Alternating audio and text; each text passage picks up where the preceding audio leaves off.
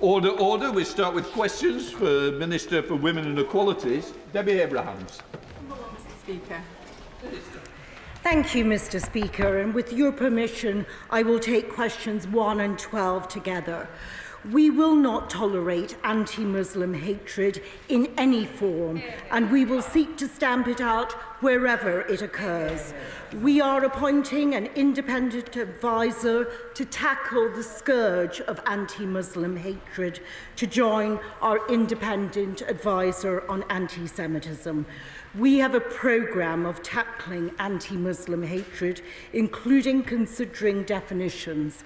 This also includes 117 million of funding to protect Muslim places of worship and faith schools until 2028. Mr. Speaker, in spite of what the Minister says, many believe that the 2-year delay in the government coming up with a definition on Islamophobia, the only political party in the UK to have taken so long, reflects their indifference to the fear, discrimination and hatred thousands of Muslims experience. Why is it taking so long? We do not agree with the APPG definition of Islamophobia. We believe the term that is most appropriate is anti-Muslim hatred. And let me just explain why that is the case. In this country, there is freedom of religion. There is also freedom to criticize a religion. What someone cannot do is to discriminate or hate against me because of my religion. Liz Cunningham, not here.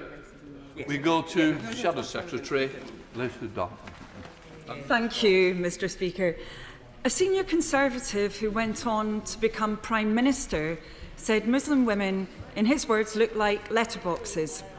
A Conservative candidate for London Mayor said she wants to defeat her Muslim opponent to make it safer, in her words, for our Jewish community. A former Conservative Deputy Chairman said, in his words, Islamists have got control of the Mayor of London.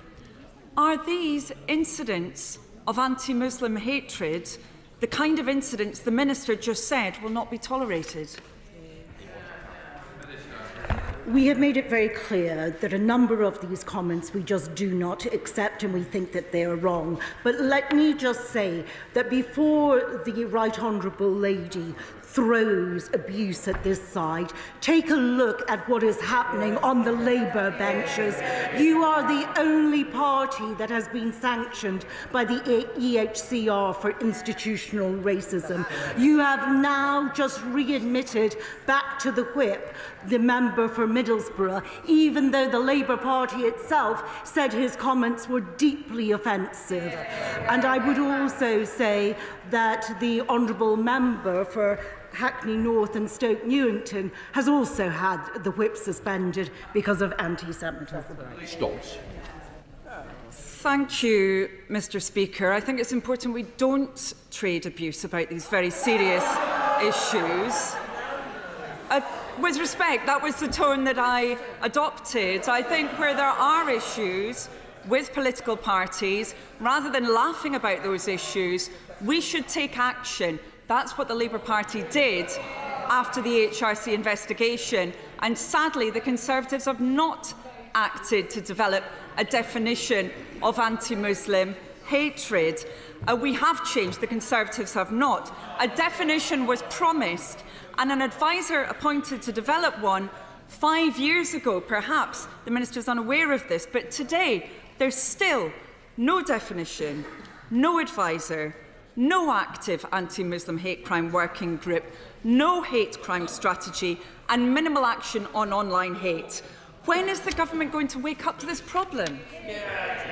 As I have said, this government is completely committed to supporting our Muslim communities. We have said that we will appoint an independent advisor. We have made more money available to protect mosques and Muslim faith schools. I myself will be visiting my local mosque, Al-Manar, this afternoon, early evening, to attend an iftar. If you look at these benches, if you look at the composition of our front front bench and how diverse it is, it is clear that this party is committed to diversity and equality. Gibson. Yes, sir. With permission, Mr. Speaker, I'll take questions 2 and 11 together. Our 2021 HIV Action Plan sets out actions to achieve no new HIV transmissions by 2030 in England, and to deliver this, Department for Health and Social Care is investing over £4.5 million between 2021 and 25 to deliver the HIV prevention programme. Thank you, Mr. Speaker, and But stay to you. I want to congratulate my right honourable friend for all the work done in the fight against HIV, but does my right honourable friend agree with me that in order for us to reach our commitment of zero transmissions by 2030, we need a four-pronged approach, including improved sex education, an expansion of opt-out testing, better availability of PrEP, and finding the 13,000 people with HIV who are lost to care? Well, I thank my honourable friend for his question, and he's right in the suggestions that he makes, and that's why, because we have now, with the opt-out, have now identified 1,000 cases of undiagnosed and untreated HIV, we've expanded that further to 47 emergency rooms so that we can find even more people. And also, on the availability of PrEP, we're gathering evidence to understand why some population groups who would benefit from it are not accessing it, but this is still an important area of work for us as a government. Mr. Speaker, since the first securing the funding for opt-out HIV testing in very high prevalence areas as part of the HIV Action Plan I published as Public Health Minister in 2021, the scheme has far exceeded expectations, with over 4,000 people newly diagnosed with HIV, hepatitis B or hepatitis C in just 4 cities in 21 months. It has also disproportionately identified women, people of black African ethnicity and older people with these blood-borne diseases. Can my right honourable friend update the House on progress in expanding the programme to an additional 47 hospitals across England, including Derby and Nottingham, and confirm that work is now underway to ensure opt-out testing continues beyond April 2025? Well, Mr. Speaker, can I put on record my thanks to my honourable friend for the amazing work she did in the department. This has been a great success story. It is amazing that we've been able to find more cases, and that's precisely why an extra £20 million has been allocated to increase the testing. I will write to my colleagues in the Department for Health in terms of post-2025, but can I also say that there's lots of other work that we're doing with partners like the Terence Higgins Trust to make sure that we do everything we can to make this important goal a reality. Mr. Speaker, I thank the Minister very much for that response. Minister, in Northern Ireland we have a very proactive HIV action plan, but it's always good to share the work we do here and the work we do back home. So can the Minister indicate what discussions has the Minister had with the Department of Health in Northern Ireland in relation to extending the HIV action plan guidelines here for Northern Ireland? Exchange good things together and let's move forward. Well, Mr. Speaker, I absolutely agree with him that the sharing of information and the sharing of best practice is always something that we should do. I will make sure that my colleagues in the Department for Health have heard his request, ensure that that is happening, because at the end of the day it's within all of our shared interests to get to this goal by 2030. Little Richards. Mr. Speaker. Mr. Speaker, I thank my honourable friend for her tireless campaigning on behalf of Israeli victims of Hamas. This government is appalled by reports of sexual violence since the 7th of October in Israel and Gaza, and I'm working closely with my Cabinet colleagues on this issue. I believe it is important to continue to highlight the fact that so many hostages, both male and female, have still not been released, and the daily threat of rape, sexual assault and violence which they all face. Across government, we've been meeting with their families. Just last week, I met with the Hostage and Missing Families Forum, and I know that the Prime Minister and Foreign Secretary have also done so in recent months. Rich. Thank you, Mr. Speaker. A UN report has recently confirmed that sexual violence was used against Israeli women on the 7th of October. Last week I raised concerns with the Foreign Office that women didn't feel they could trust the UN enough to speak about their experiences. Mr. Speaker, victims of sexual violence deserve a voice and deserve to be treated with respect. So what can my right honourable friend do to encourage the international community to be united in calling out sexual violence and who seek to deny it that it happened? I thank her for highlighting this, and she will be pleased to know that just last week, following calls from the UK, the Minister in the other place attended a UN Security Council to express deep concerns about the findings of the UN Special Representative of the Secretary General's recent visit to the region. The UK is leading work internationally through our Preventing Sexual Violence initiative and dedicated funding totaling £60 million to prevent conflict-related sexual violence and strengthen justice and support for all survivors. Gregory Campbell. Number 4, Mr. Speaker. Thank you, Mr. Speaker. It was this Conservative government that introduced mandatory gender pay gap reporting for large employers to shine a light on the gender pay gaps that exist and to promote action to close it. As a result, the gender pay gap has fallen by approximately a quarter over the last decade. Gregory Campbell. Thank you, Mr. Speaker. I thank the Minister for her response, which will be able to indicate if the narrowing of the gender pay gap in the past 10 years has been less pronounced in percentage terms among women on lower incomes compared to those on larger salaries. Well, actually, Mr. Speaker, we have seen slightly different results from our gender pay gap reporting. It is the case that in higher paid professions, the gender pay gap seems to exist, but that is because women are often in low paid work. So he's absolutely right to raise that. That's why next month we are introducing a pay rise of 10% to the lowest paid with the national living wage. And with the national insurance cut added on to the cut in January, people will be almost £900 better off in work. Chair of the Select Committee, Caroline Oates. Thank you, Mr. Speaker. It's not just the gender pay gap, it's also the gender pension gap, it's the lack of women on boards and the importance of making sure that we have a pipeline of talented women at every level. Yesterday, I was with the community interest company Women on Boards, and their message very clearly to the Minister is please can we have more action and fewer initiatives to make sure that we make real progress in getting women at every level in our companies. Well, we absolutely are taking action. One of the things we're planning to introduce is the pay transparency pilot, because we know that because in high-paid jobs, salaries are often not advertised, that women end up being paid less for the same role than men. It's action like that that really will make a difference to women across the country. Joel Jones. Question number 5, Mr. Speaker. Mr. Speaker, in March 2023, I appointed Helen Tomlinson as the government's first menopause employment champion. We're working across government and with employers to increase awareness and develop policies to support women experiencing the impacts of menopause at work. We recently launched new guidance on the Help to Grow portal, empowering businesses to educate their organisation about menopause.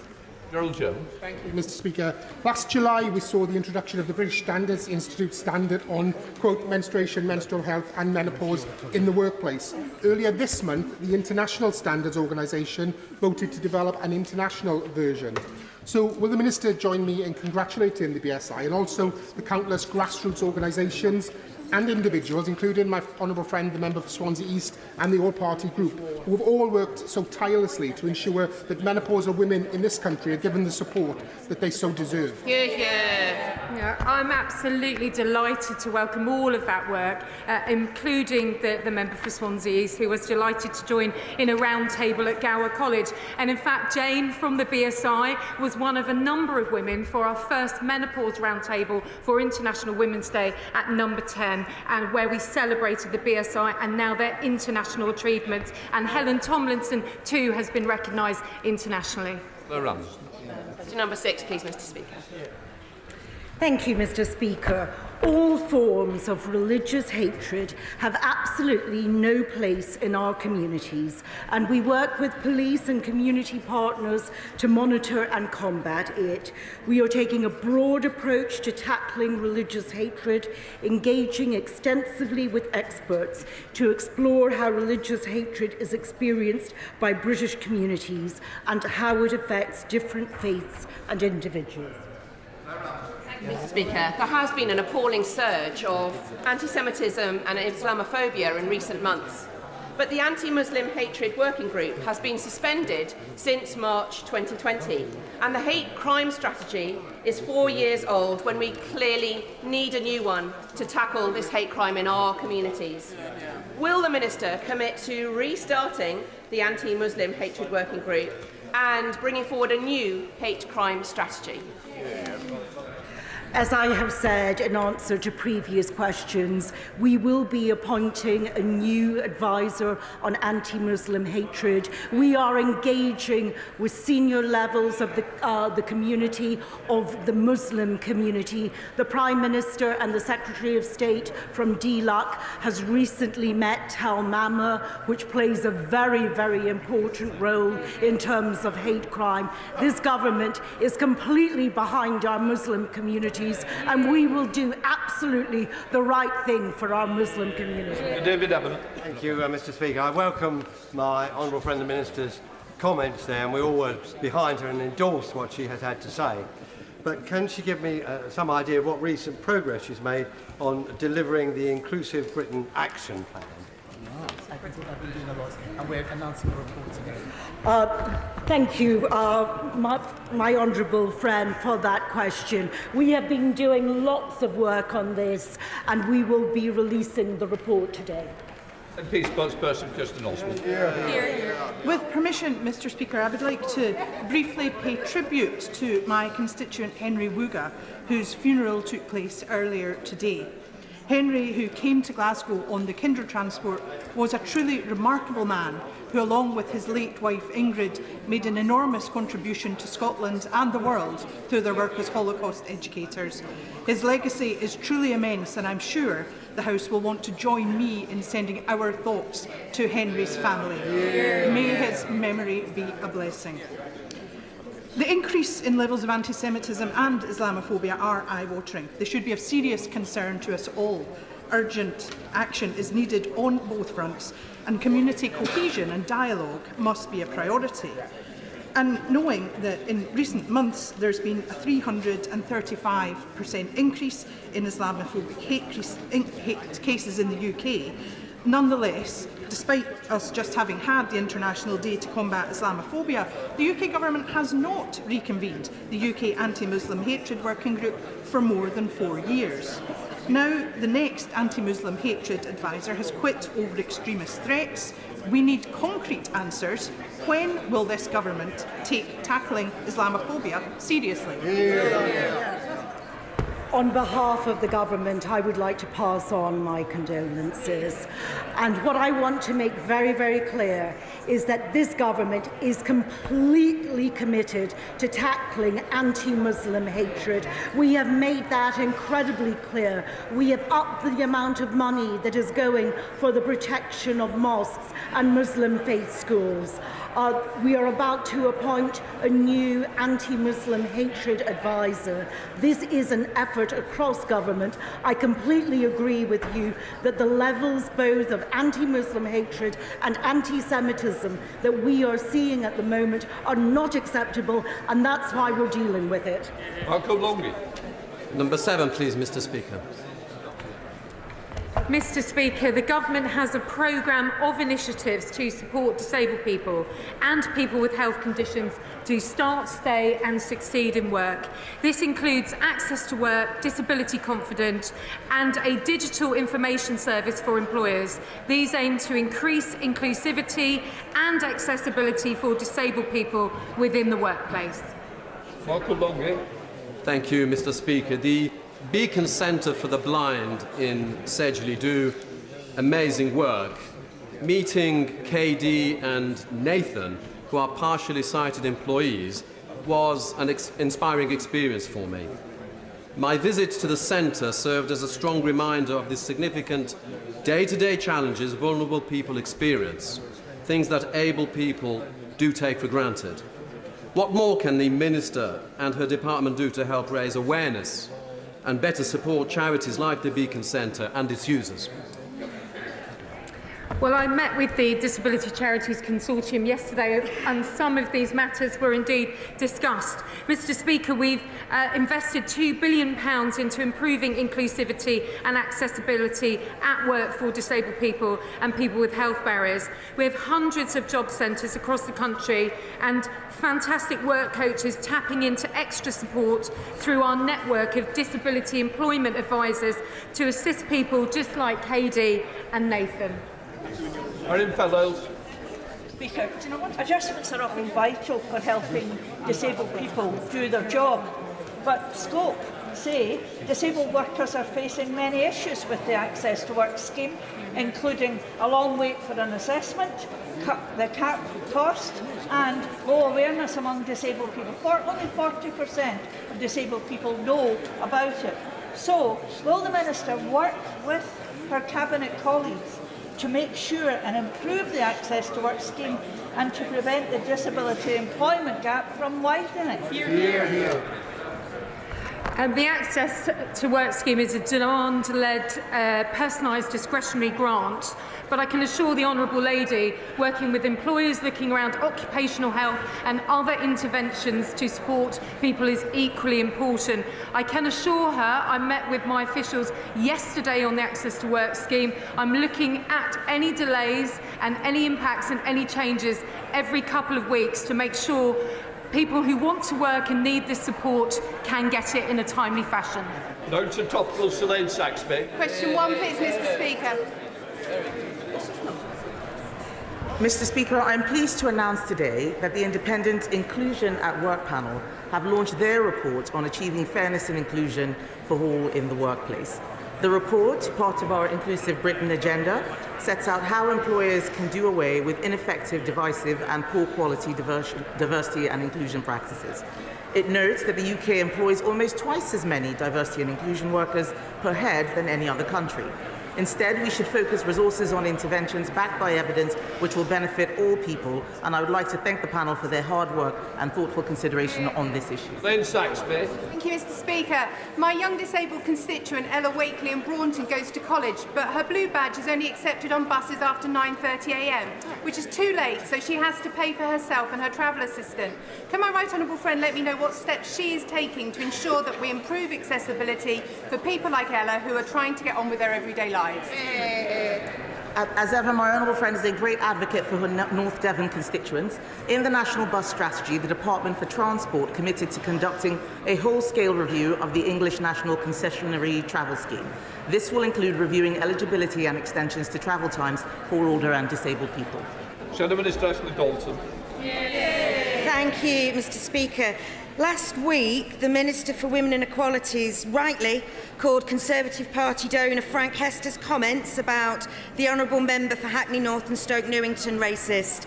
It has since emerged that Mr Hester has made comments that a group of Indian members of staff should climb on the roof like on the roof of a train, and has made reference to Asian Corner. Does the Minister agree with me that these comments are racist, yes or no? Mr Speaker, I understand why the Labour Party insists on bringing this issue up over and over and again, but he has apologised for his comments. We've welcomed his apology, and we are drawing a line under it because we're focused on what matters to the people of this country. I had letters last week of people telling me that we were wasting time focusing on issues that were not relevant to them. We need to focus on what matters to the British people. Nick Fletcher. Boys lag behind girls at every level of school, creating a gender attainment gap that's been in place for some 30 years. Will the Minister meet with head teachers and a working group to see what can be done to reduce this gap? Mr Speaker, I shall be happy to. We want all children to reach their full potential. John Warren.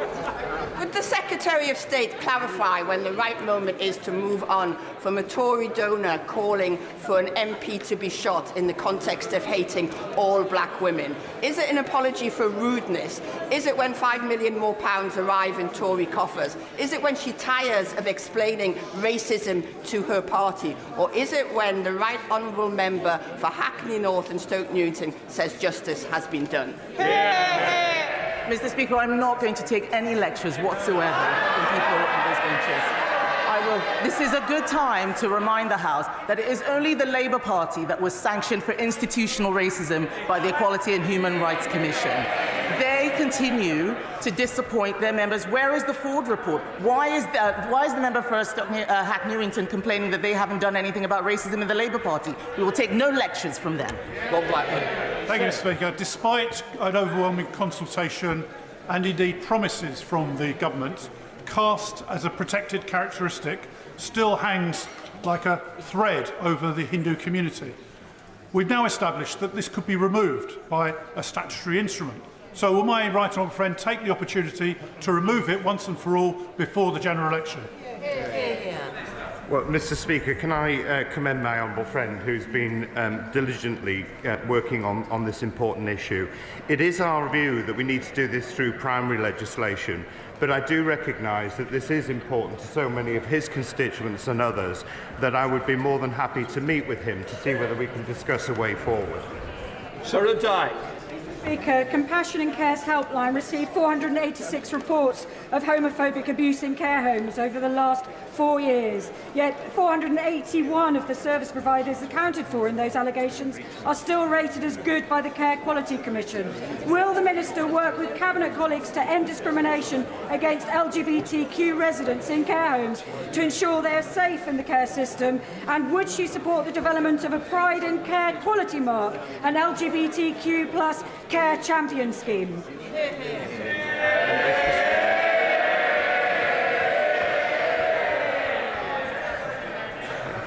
If only that was for me.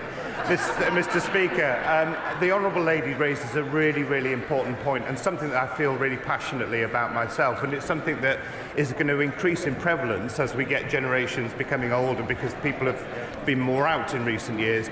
I have been speaking to people about this and I will continue to raise it with colleagues in departments that are relevant to this important area of work. We now come to questions to the Prime Minister. Giles Watling. Thank you, Mr. Speaker. Question 1, if you please. Mr. Speaker, I know the whole House will join me in congratulating Vaughan Gething on his election as Welsh Labour leader and expected election as First Minister of Wales, and also offering Mark Drakeford our best wishes on his retirement. The government I lead will always work tirelessly to benefit the lives of people across the United Kingdom, and I look forward to working constructively with the new First Minister to deliver for the people of Wales. Mr. Speaker, this morning I had meetings with ministerial colleagues and others in addition to my duties in this House. I shall have further such meetings later today. Giles Watling. Thank you, Mr. Speaker. The people of Clacton have had a tough time with the cost of living, and I'm doing everything I can. I am doing everything I can to support them. With that in mind, does he agree with me, my right honourable friend, agree with me that cutting inflation is the very best way to do that? And that today's statistics are very welcome, and can he reassure my constituents that he'll continue working hard to get inflation as low as possible, to protect their savings, help with their bills, and give them the financial security they deserve? Well, Mr. Speaker, today's figures show that our plan is working. Inflation has fallen to 3.4% from its peak over 11%, down by almost 70%. The steepest fall since the 80s and now at the lowest level since September 2021. And people's pay packets are going further, with real wages growing for 8 months in a row and taxes being cut by £900 for the average worker. And that is why we need to stick to the plan to deliver a brighter future for our country. Here comes the Leader of the Opposition, Keir Starmer. Can I thank the Prime Minister for his words in welcoming Vaughan Gething to his post as First Minister of Wales. As the first black leader of any European government, it's a historic moment that speaks to the progress and values of modern-day Wales. And I also pay tribute to Mark Drakeford for his long, steady service in Wales. Mr. Speaker, violent prisoners released early because the Tories wrecked the criminal justice system. 3,500 small boat arrivals already this year because the Tories lost control of the borders. The NHS struggling to see people because the Tories broke it. Millions paying more on their mortgages. A budget that hit pensioners. A £46 billion hole in his sums. Why is the Prime Minister so scared to call an election? Mr. Speaker, as I said in January, my working assumption is that the election will be in the second half of the year. But I must say, I thought that out of everybody, he'd actually be the most grateful, Mr. Speaker, because he's now actually got time to come up with a plan for Britain. We're all looking forward to finally seeing it. We're ready. Just call it. Just call it. But, Mr. Speaker, he talks a plan. Let's just take his Rwanda policy. When they first announced this gimmick, they claimed it would settle tens of thousands of people. The Home Office then whittled it down to a mere 300. 4 times that number have already arrived this month, and the backlog stands at 130,000. Can the Prime Minister see any flaw in his plan to deport less than 1% of that backlog? Mr. Speaker, since I became Prime Minister, the number of small boat crossings are actually down by over a third, Mr. Speaker. And that's because we've doubled National Crime Agency funding, we've increased the illegal enforcement rates by 70%, we've closed 7,500 bank accounts, deported 24,000 illegal migrants, and processed over 112,000 cases, more than at any point in the last 2 decades, Mr. Speaker. And it's crystal clear, as we're seeing from the Labour Party's opposition in this House, while we're committed to stopping the boats, the Labour Party would keep them coming.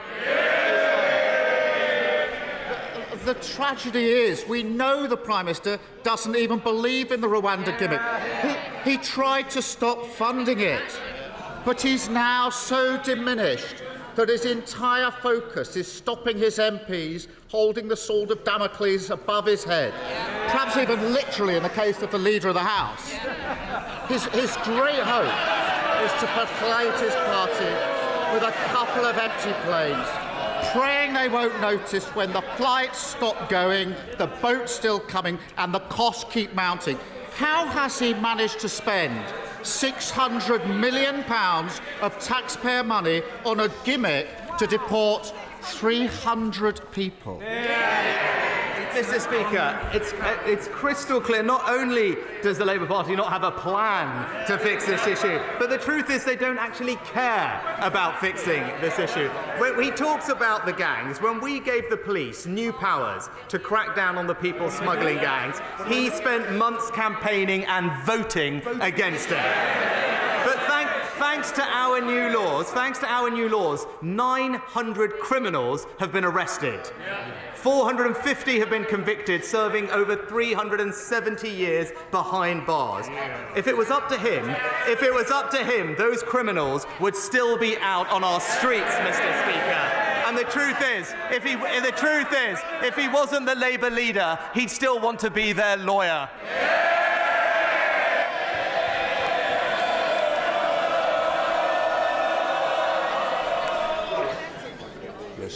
Speaker, I've prosecuted more people smugglers than he's had helicopter rides, and that's a lot. On this, I've done it. Rwanda gimmick is going to cost the taxpayer £2 million for every one of his 300 people that they deport. But I know the Prime Minister likes to spend a lot on jet setting, but that's some plane ticket. It's the cost of Tory chaos, and it's working people who are paying the price. The man he made his immigration minister let the cat out of the bag when he said the Prime Minister's symbolic flights will not provide a credible deterrent. And we know the Prime Minister himself thought it wouldn't work. If the people selling this gimmick don't believe in it, why should the country? Mr. Speaker, he's very keen to talk about who he prosecuted. He's a bit less keen to talk about when he defended Hizb ut-Tahrir, Mr. Speaker. But when it comes to this question of how to deal with people who are here illegally, his values are simply not those of the British people. After all, this is the person who campaigned to stop the deportation of foreign dangerous criminals, Mr. Speaker. A dangerous criminal was jailed for dealing Class A drugs after he fought to keep him here. A gangmaster was convicted of carrying a knife after he fought to keep him here. So whether it's representing terrorists or campaigning for criminals, it's clear whose side he's on, and it's not the British people. It's genuinely sad to see him reduced to this nonsense. And let's take another example that I started with.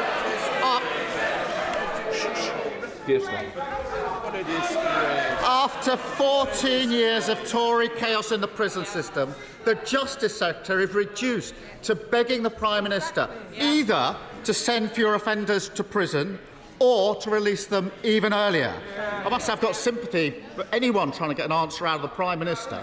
So what's it going to be? Fewer criminals behind bars in the first place, or more released early onto our streets? Which is it? Mr. Speaker, thanks to our record and plan, violent crime has fallen by 50%, Mr. Speaker. We've recruited more police officers, given them more powers, and kept serious offenders in prison for longer. What's his record? He voted against greater protection for our emergency workers, opposed tougher sentences for violent criminals, and failed to give police the powers they need. It would be back to square one with Labour, soft on crime and soft on criminals. You can see why he doesn't want an election, why his party have lost faith in, why half his cabinet are lining up to replace him. No answers, no plan, no clue. And the Prime Minister has never had the courage to stand up to his party. So let me help him out and say to them what he wishes he could. The mortgage mayhem, the waiting list, the criminals walking free, they are the costs of Tory chaos. And if they can't bring themselves to stop the endless games and gimmicks, stop putting themselves before country, they should pack up, go home, and waste somebody else's time. It wasn't that difficult, was it, Prime Minister? Mr. Speaker, he talks... Prime Minister. Mr. Speaker, he talks about his ideas, but we're 2 weeks on from the budget. The Shadow Chancellor found time to make a one-hour speech last night, and we still don't know how they're going to pay for their £28 billion black hole. But while he tries to talk down Britain and the progress that we are making, today's news shows that the plan is working. Inflation down, Mr. Speaker. Energy bills down. Wages up, pensions up, and taxes cut by £900. And that is the choice. Higher taxes and back to square one with Labour, or tax cuts and real change with the Conservatives.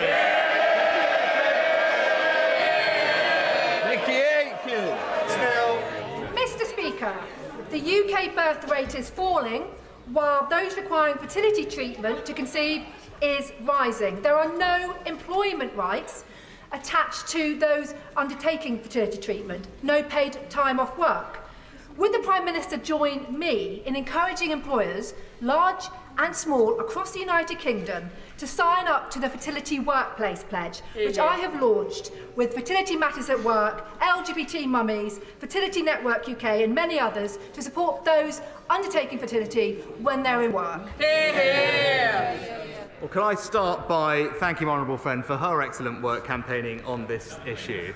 And she is right, employers should offer their staff understanding, support and flexibility whilst they're undergoing fertility treatment. And the best way to improve the experience of those undergoing treatment, both women and their partners, is through voluntary approaches. And that's why I would join her encouraging all companies to sign up to the Fertility Workplace Pledge. SNP Leader Stephen Flynn. Mr. Speaker, with his backbenchers looking for a unity candidate to replace him, which of the now numerous born-again Thatcherites on the Labour front bench does he believe best fits the bill? Well, Mr. Speaker, And it was surprising to hear all this talk about the 1970s from the Shadow Chancellor in particular. But then if you see what's happening in places like Birmingham, where taxes are going up by 21%, Mr. Speaker, services are being cut, whether it's social care, children's services, or indeed in some streets, literally the lights are being turned off. It was unsurprising why they're talking about the 70s, and I can just say what they've done to Birmingham, the Conservatives will never let them do to Britain. Of course, Mr. Speaker, there's a serious point to be made here, because the IFS have warned of the conspiracy of silence which exists between the Labour Party and the Conservative Party when it comes to £18 billion of looming public sector cuts. Indeed, just last night, they actually outlined that the fiscal rules of the Labour Party and the Conservative Party are in effect identical. So with such continuity on offer, Mr. Speaker, the public are right to be anti-Westminster, aren't they? Well, Mr. Speaker, I'm surprised to hear him quoting the IFS, because the IFS also described the recent SNP budget as, in their words, misleading, and said in their words that pain is almost certainly coming. It is a savage tax and acts budget, Mr. Speaker, a savage tax and acts budget. Because here's the reality of it. Whilst NHS spending in England is going up in real terms, in Scotland it is going down, Mr. Speaker. And while taxes are being cut by the UK government, it is the SNP government that is putting them up. And that is the contrast. Where the SNP or indeed Labour are in charge, it's working people that pay the price. Thank you, Mr. Speaker. The Prime Minister quite rightly often criticises the Scottish Government for the extra tax they put on residents. Well, in my part of Cornwall, we have an extra tax called the Tamar Toll. I've been working on a petition with my neighbour, the MP for Plymouth Moorview.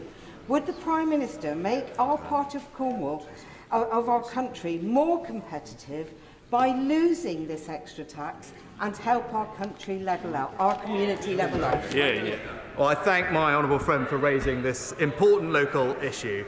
Any application for a toll revision will be considered by the Transport Secretary at the right opportunity when it's been received. But I am told there are also plans in place to create a new locally led focal group of key stakeholders to ensure that there is a real opportunity to make their views heard about crossings in the future. And I know that my honourable friend will play an active role in that group.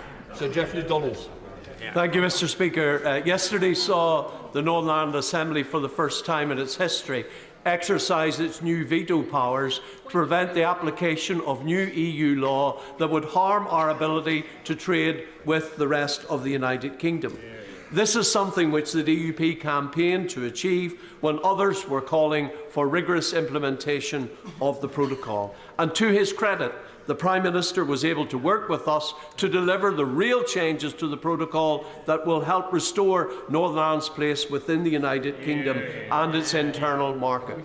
Will the Prime Minister now assure me that the Government will continue to faithfully implement the measures outlined in the command paper safeguarding the Union, including fully restoring our place within the United Kingdom and its internal market and ending the unnecessary checks on goods moving from Great Britain to Northern Ireland?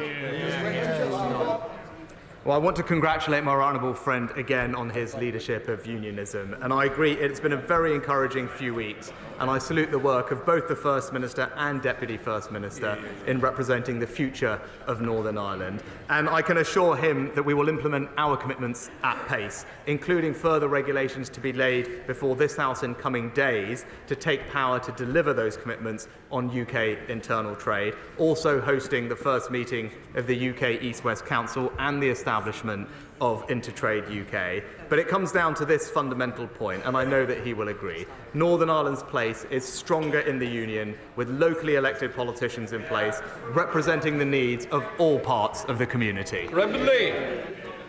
Noting the NAO report today on the spiralling costs of using ex-military bases for migrants, and noting that the Home Office has announced this week that they are to reduce the projected numbers at RAF Scampton down to 800.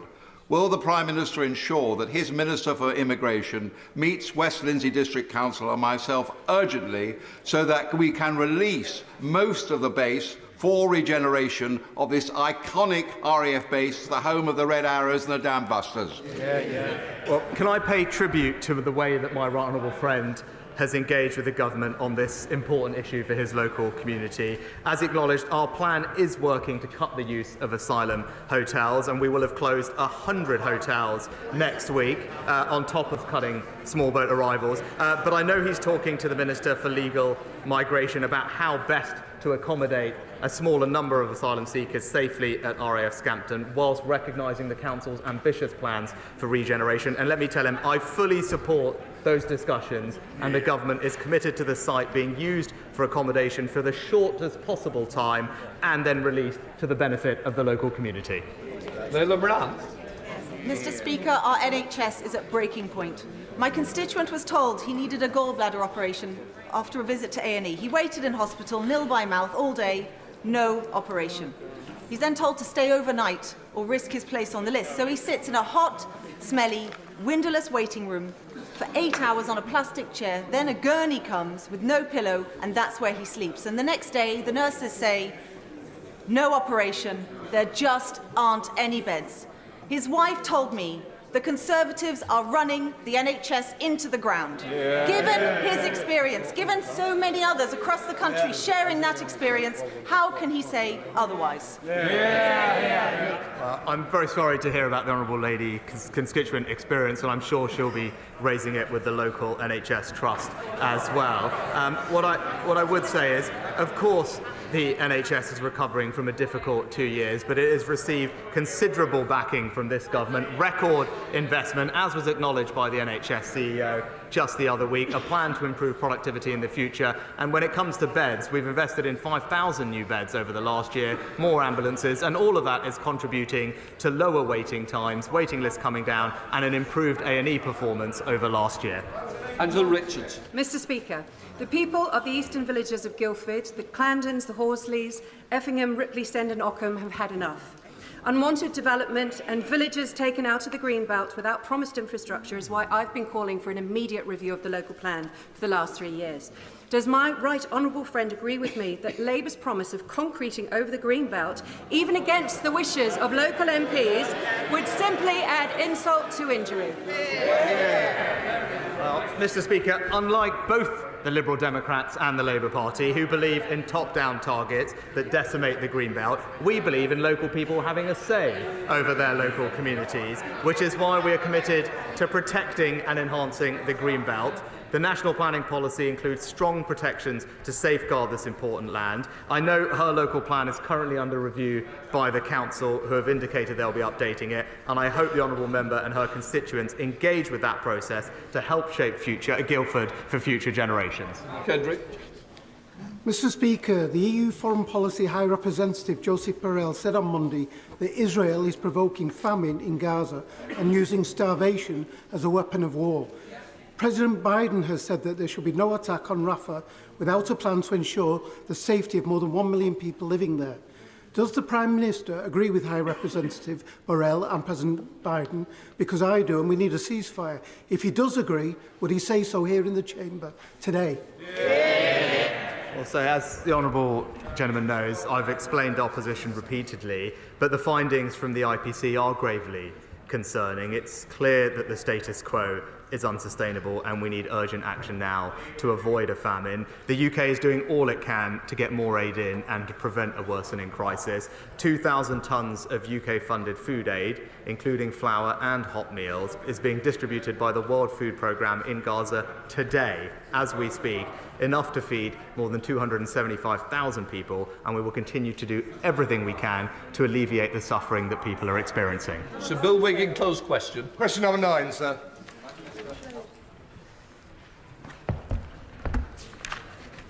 Mr. Speaker, the Department for Education is mounting a significant intervention in Herefordshire's children's services. That includes expert improvement advice, a commissioner with statutory powers to direct the council, and a 2-year improvement partnership with Leeds. And I can assure my honourable friend that the department is closely monitoring the council's progress. Mr. Bill Wiggin. I thank my right honourable friend for taking this situation, this terrible situation, so seriously.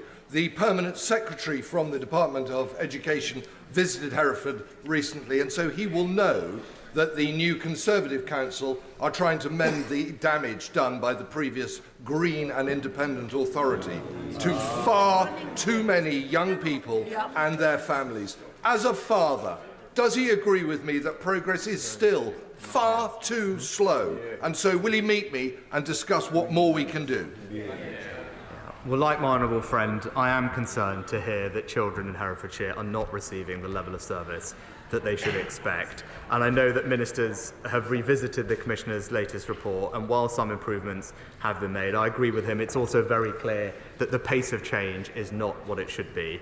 My honourable friend has been right to campaign tirelessly on this. I assure him ministers continue to hold the local authority for account, but of course I will be happy to meet with him to discuss his concerns further. Hamid Yassin. Thank you very much, Mr. Speaker. Bedford Renal Unit is closed until further notice, while investigation into the water treatment unit are carried out. This is a major incident for the nearly 100 patients in Bedford, whose lives are now severely disrupted by the need to travel around 50 miles up to 4 times a week to access life-saving kidney dialysis. Will the Prime Minister commit all the necessary resources needed by East and North Hertfordshire Renal Unit services to urgently fix this major issue? Well, I'm sorry to hear about the specific issue with the renal unit. I think he'll forgive me not being familiar with the exact details, but I'll make sure that we look into it in the department and that the NHS is being provided with all the support that they need to rectify the situation. Liam Fox. Thank you, Mr. Speaker. Tomorrow is World Down Syndrome Day. We have made huge innovative strides in this country with the unanimous passing of the Down Syndrome Act in this House and initiatives such as yours, Mr. Speaker, to provide work placements here in the Palace of Westminster for people with Down syndrome. There is an outstanding issue we have to deal with, however.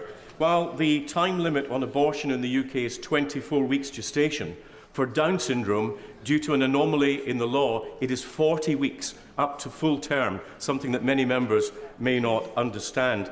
With cross-party support, I will be tabling an amendment to the Criminal Justice Bill to equalise the time limit in line with our disability and equality legislation. Surely we cannot accept in the 21st century that people with Down syndrome are second-class citizens in our country. Will the Prime Minister support the change? Well, I'm grateful to my right honourable friend for his dedicated work in passing the Down Syndrome Act into law. And can I thank him also for highlighting World Down Syndrome Day, where we'll be hosting a reception in number 10 to mark the occasion. As he knows, when the grounds for abortion were amended, Parliament agreed that doctors were best placed to make those difficult decisions with women and their families. And also, as he knows, it's been a long-standing convention that it would be for Parliament to decide whether to make any changes to the law on abortion, and that these issues have always been treated as an individual matter of conscience. Anna Bardell. Thank you very much, Mr. Speaker. Some of my Livingston constituents in Broxburn and Craigshill have the misfortune of living in houses built with rack concrete. Many of them can't get insurance, can't get mortgages, and one constituent told me very emotionally he cannot even afford a survey. So will the Prime Minister arrange for his ministers to meet with me to discuss how his government can fund local authority and devolve governments that didn't even exist when these houses were built, and give the support that was promised? We need action now. Well, Mr. Speaker, I'd happily look into the issue that the Honourable Lady raises, but in the first instance, I'm sure it would be a question for the SNP government in Scotland to answer, to make sure that they're providing for their constituents. We have a strong track record of investing in local communities right across Scotland with our levelling up funding and investment partnerships. But when it comes to housing, obviously she'll know that that's a devolved area, but I'll happily look into the issue that she raises. Andrew Rossendale. Mr. Speaker, sir, the Prime Minister should be aware that the people of Romford are appalled by the catastrophic reign of the current Mayor of London. So, does he agree that traditional boroughs like Havering should have more independence from City Hall, but in the meantime, to save London, shouldn't we sack Sadiq and elect Susan Hall as the next Mayor of our capital? Well, can I pay tribute to the Honourable Member for Romford's championing of his area and his passion to preserve its character. Now, as he says, whilst there aren't current plans to redraw the boundaries, I can understand his desire, especially with London being run by the Labour Mayor, with nightlife being decimated, crime increasing, and the Mayor raising taxes on hard-working people by over 8%. London can certainly, Mr. Speaker, do better, and the only way for pride to be restored in London is with Susan Hall as its new London Mayor. Thank you, Mr. Speaker. Last Sunday was the second anniversary of P&O Ferry's illegal sacking of 786 British seafarers. And despite what ministers have said, P&O has faced no sanction, and this government's new code of practice on fire and rehire would not stop it happening again. This Parliament will be the worst on record for living standards, and real wages are still worth less than they were in 2008.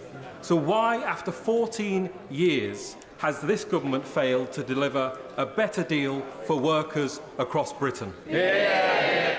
Well, Mr. Speaker, in fact, as the Chancellor just recently pointed out, living standards are £1,700 higher in real terms than they were in 2010. And if he wants to do something to protect working people in this country, perhaps he should have a chat with his Shadow Chancellor about her plans to impose £28 billion of tax rises on everyone in our country.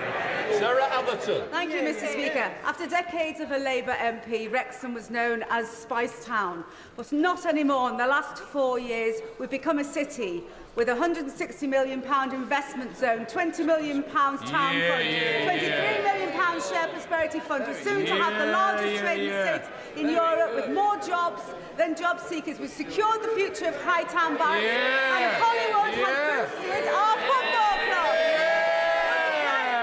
Agree with me that it's this Conservative MP and this Conservative government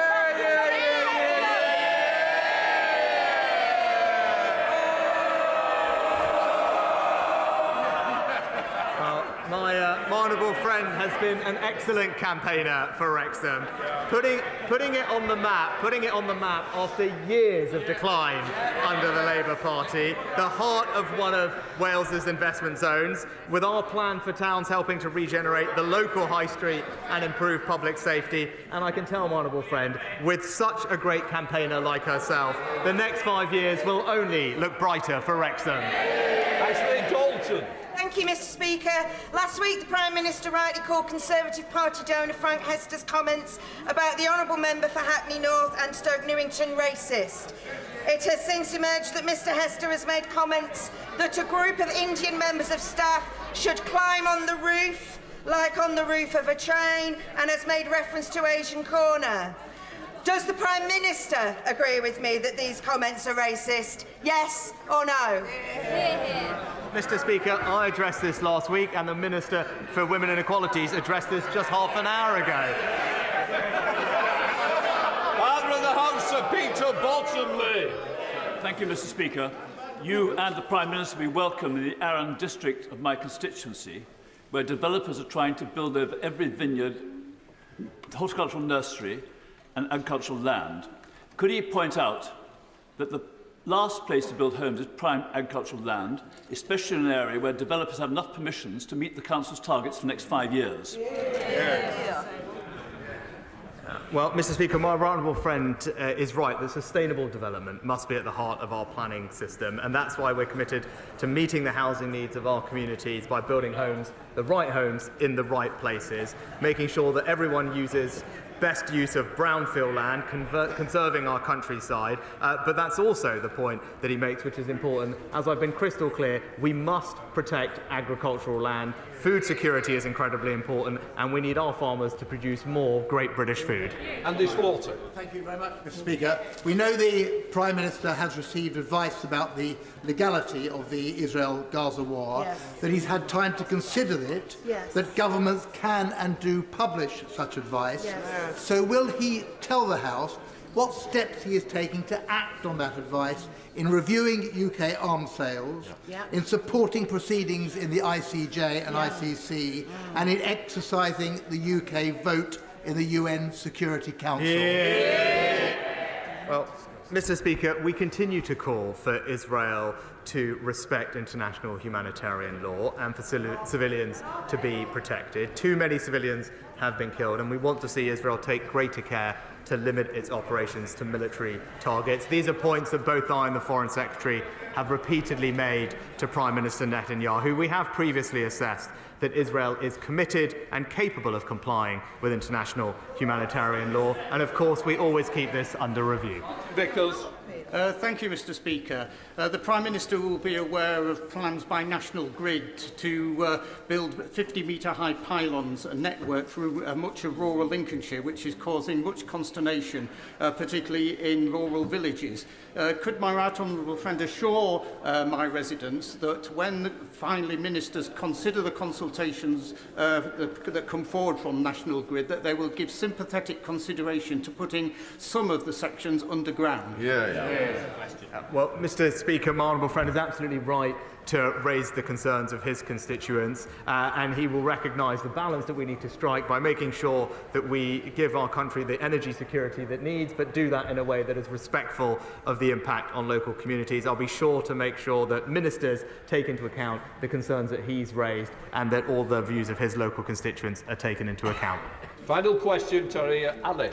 Mr. Speaker, given the Prime Minister's and his government's days are numbered and will soon be in opposition, will he use the small amount of time available to him and join the 138 United Nations member states and recognise the state of Palestine?